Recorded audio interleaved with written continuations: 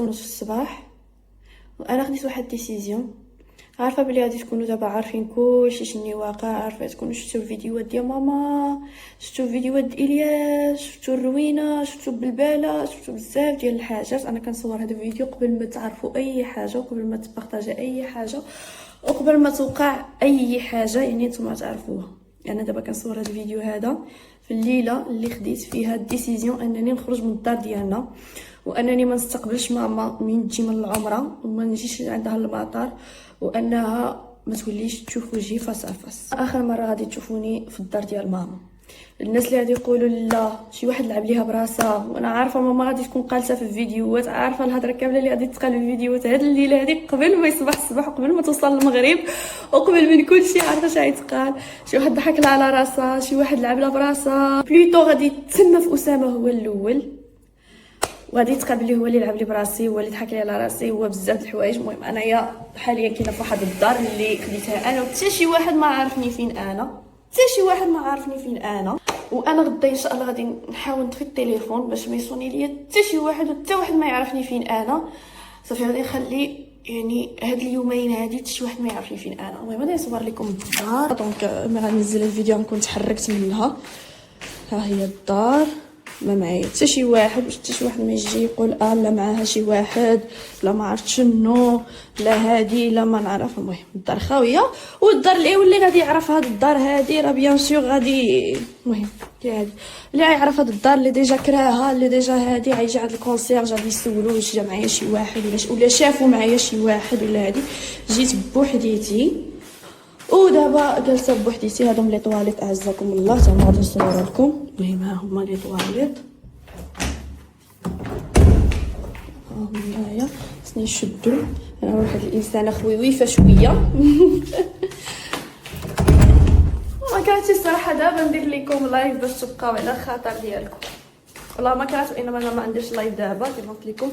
هاد الديسيزيون اللي خديتها دابا حتى شي واحد ما صايق ليها الخبر، ما توقع ليها الضجه كامله. وهادي غادي تحطوا هاد لي ستوري هادو، اسبيرون انكم تفهموني. عارفه غيتقال عليا مسخوطه، عارفه غادي يتقال عليا وحده ما كنسوى ما كنصلاح، عارفه غادي تقال فيا جميع انواع الهضره الخايبه وهادي. ولكن الناس اللي معاشريني، الناس اللي عارفيني واللي عاشروني وتفارقنا وهادي راه عارفين الكميه ستريس اللي انا كنعيشها كسلمى، كميه ستريس اللي كنعيشها في حياتي كون استغلها في شي حاجه اخرى. كما عارفين وصلت اي خدمه كنمشي ليها خص ماما تكون معايا، خص ماما تحضيني، خص ماما تعاملني كشي عائله صغيره، خص ماما تقول لي سيري ديري سيري فعلي سيري هادي. وانا صافي قررت انني لن اعيش في كنف امي. هاد الديسيزيون اللي خديتها جات من بعد ابل كانت اليوم بيني وبين ماما، اللي خلاتني نتاكد انني الا بقيت في الدار غادي نرجع نعيش واحد 6 سنين من حياتي عشتها وانا كل نهار كنتمنى الموت، والموت ما بغاتش تجيني. واحد 6 سنين من حياتي اللي حسيت براسي ضيعت فيها يعني ديك سلمى الصغيره، ديك سلمى يعني احسن سنين في حياتي ضيعتهم. علاش؟ حيتاش قلت وحيتاش سمعت الهضره، وحيتاش خصني نكون مرضيه ماما بايتها طريقه. انا حاولت بقدر ما امكن انني نكون مرضيه ماما، ودرت اللي في جهدي كامل. انا لا عاودت لكم بزاف ديال الحوايج وما عادش نقول حتى شي حاجه. فضل ماما كبير عليا، ماما ما تزوجتش من بعد ما مات بابا، باعت ذهبها عليا، دارت بزاف ديال الحوايج على قبلي. ولكن النهار اللي قدرني سيدي ربي شنو ما كندخل كنجي كنقول لها ماما هاكي، وما كنتحاسب معاها، ما كندير معاها والو. نقدر نكون بعض المرات في الشهر كندخل حتى 10 المليون، نقدر بعض المرات في سيمانه وحده، شد الايامات في سيمانه وحده كندخل 5 6 المليون، وكلها كنعطيها لماما كنقول لها هاكي انتي تعرفي تصرفي احسن مني. ولكن وصلت لواحد النيفو ديال الضغط كبير، لواحد النيفو ديال انني كنشوف راسي الا بقيت غاده في هذا الطريق اللي انا فيها غادي ندمر حياتي. انا وحده عندي 27 عام وماما باقي كتعاملني على انسانه وحده عندها 10 سنين.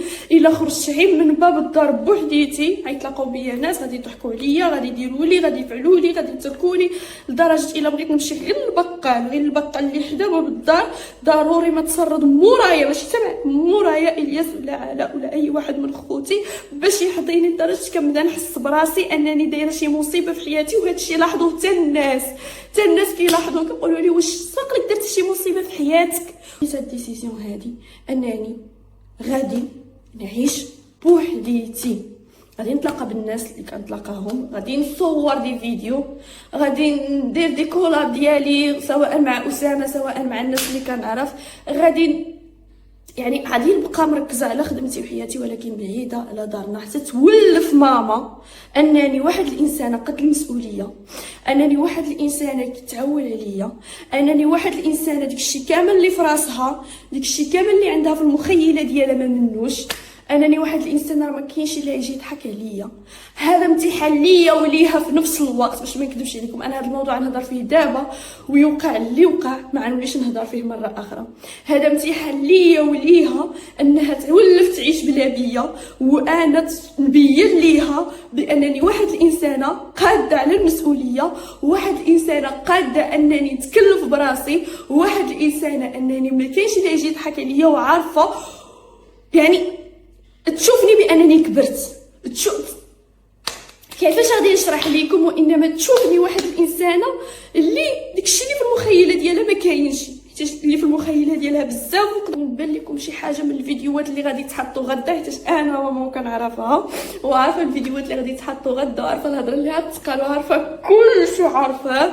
نقدر نقول لكم دابا ولكن غتكونوا ديجا سمعتوها، ما محتاجش انني نعاود. ما كنخرج، ما كندخل، ما كندير شي حاجه انايا باغاها.